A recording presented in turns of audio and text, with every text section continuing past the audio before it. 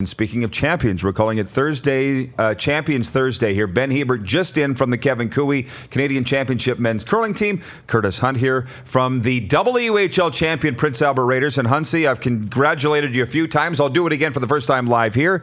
Have you stopped smiling yet since winning the Ed Chenault Cup? Yes and no.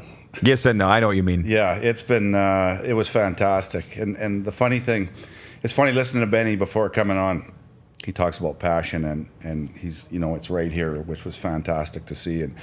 And right away, it's that journey. It's the journey that makes it special, because when we score that goal, there's that moment where it's elation, and then it's, okay, now what? Well, now we build again, and we try to do this again. And that to me, at least for my position, is exciting. It was fun listening to his passion before the show. Well, just before I turn Remps loose on you, the Moose Jaw connection over here, you two. Game 7, like overtime. You've been in a lot of wars, Huntsy. Short-handed. Yeah, short-handed. Puck over the glass. How did you survive it? What was your ticker like?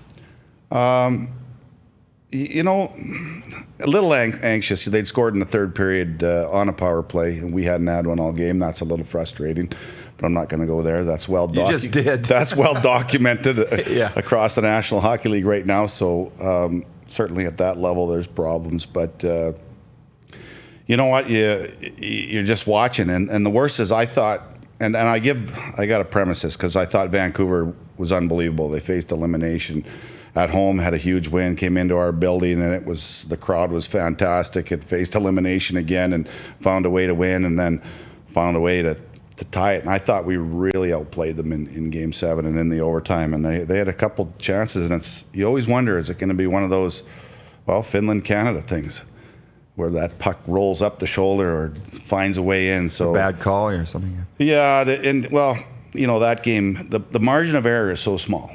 And you're going to go to the Memorial Cup at some point, so I might as well put that out there now, because the margin of error, especially in a one-game series, is so small. But it was a great win. It was a great goal, and we're pretty excited up there. I'd be curious to get your thoughts on, you know, the WHL Championship and the Memorial Cup, two very different things. Try to imagine the Stanley. Now try to imagine the St. Louis Blues flying to Moscow and playing a tournament. Okay, that's what you guys have to go through to get to the Memorial Cup. What is there more prestige in winning the WHL Championship against your peers, your rivals, the guys you see all the time, or is it not quite as great as it would have been, say, for example, to win the Memorial Cup? Like, I've always wondered, if you get to the Memorial Cup and lose, are you in a bad mood for the rest of the summer because you lost, or do you still get to go back and say, but we won the Memorial Cup, the WHL Championship, Ed Chenault Cup, which is a huge deal?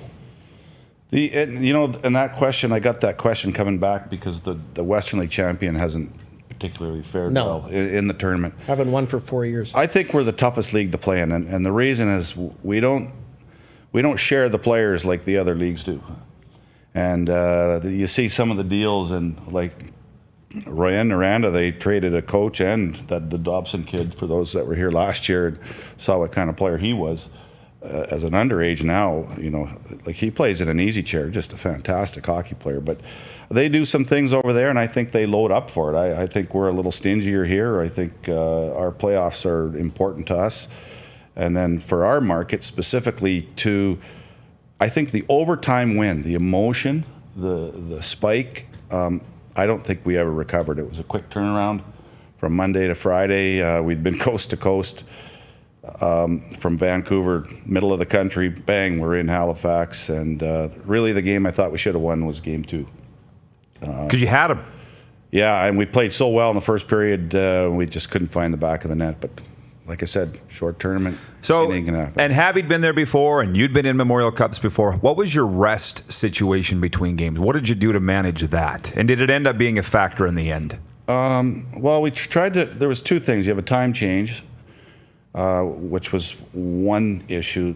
But what we told the guys is, we played at 8 o'clock. So really that was like a 5 o'clock game for us, is how we tried to get their heads wrapped around it. The nice thing is they charter you out there. So it's a 4-hour trip. So speaking of Moose Jaw, we said, it's just like going to Moose Jaw. We got in the plane, we got in the bus, 4 hours. Just like it. You're into the Moose Jaw, and let's get ready to play. So we kind of had that mentality a little bit. A lot happens in the first couple days. The Saturday was basically an opportunity for the kids to spend some time with their parents. We just basically cut them loose. We didn't even practice. And then the Sunday, we put them on this one little activity. We put them on this boat that drives around the city and takes them to the Citadel, because we thought it was important they get a feel for the city they were in and the experience of the Mem Cup. But for the most part, they just had time off to play. You know, I've often noticed over the years, Curtis, that it's a different adjustment, right? I mean, you're playing best of sevens, and that's a completely different type of hockey, and it's a completely different structure. Then all of a sudden, you leave that environment, the more traditional style of playoff, and now you're flying into another city, and now it's marching bands and media press conferences and parades and breakfasts, and it's a tournament. Well, the best of seven and a tournament are not even close to being the same thing. So as an organization, like, how much time do you spend in analyzing? Do you draw from other people's experiences? Like, how do you go about that transition? Because like I said, there's nothing even close to the two. So we were lucky. So Jeff Truitt, our assistant coach, had been to 6 Memorial Cups. Unreal. I know, it really that is actually. Starting with Lethbridge. How many has he won? I believe 3, I think. I want to say 2, but no, you might have stumped. We'd have to think. One with Red Deer? Kelowna. One with Kelowna. So there's 2 for sure. No, he wasn't with that Red Deer team. Okay. Truey, if you're watching, let us know, please. I think it's the one. Okay, But sorry to interrupt. you know what? No problem. But so Haber's been to 2. This was my first as a manager. I've been to 1 as a player.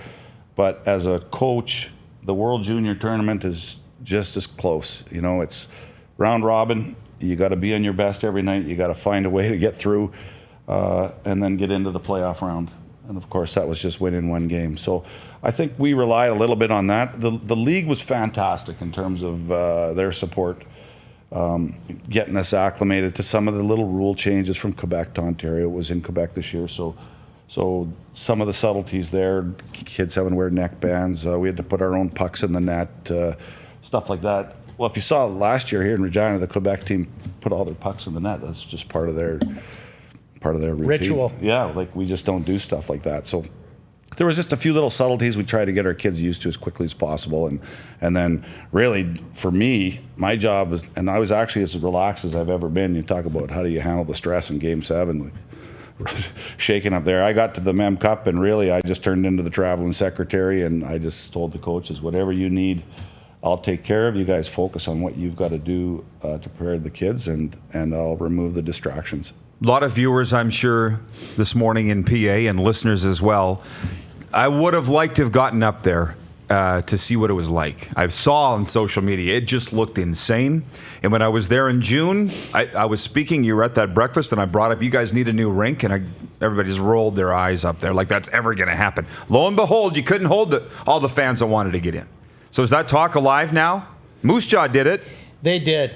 But let me just say one thing about that. And I'm not suggesting, we worked really hard to get that arena built, so I'm not backtracking now and saying that there's any regrets.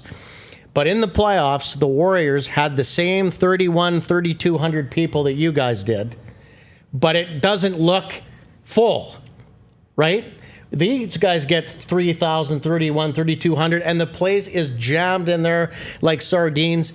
Night and day different atmosphere. So, it's not that I'm adverse to it, but I love those old rinks. I love Swift Current.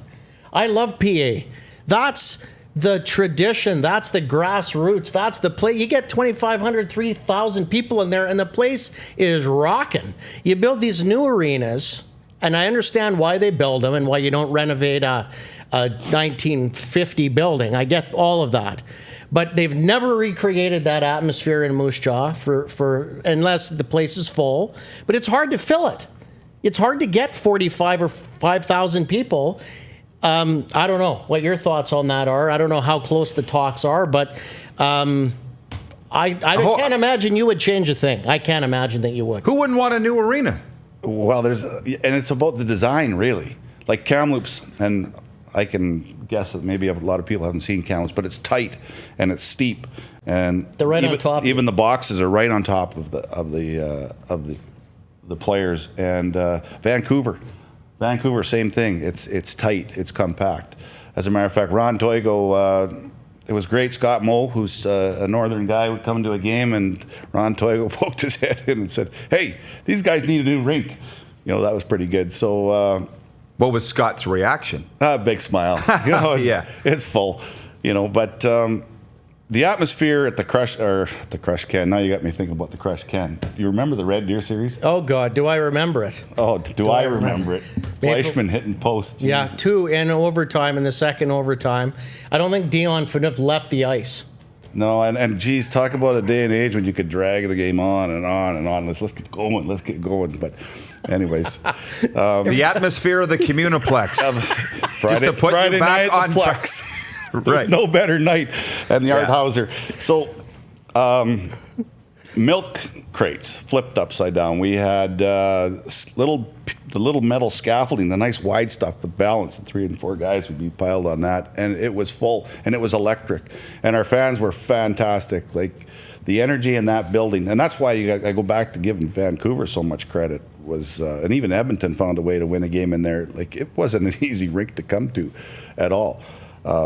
So when I think design moving forward, if we're lucky enough to get a rink, and the biggest thing for a new rink is what you can do underneath, and 2, what you can do for events, bringing them in to make sure you can generate some revenue, because you got to get that balance between how do we remain sustainable in an ever-growing, expensive game, and the more and more things we offer our players, and how do you become modern with the facility and build something that'll create enough demand to drive season tickets. You're watching Rod Pedersen On Demand.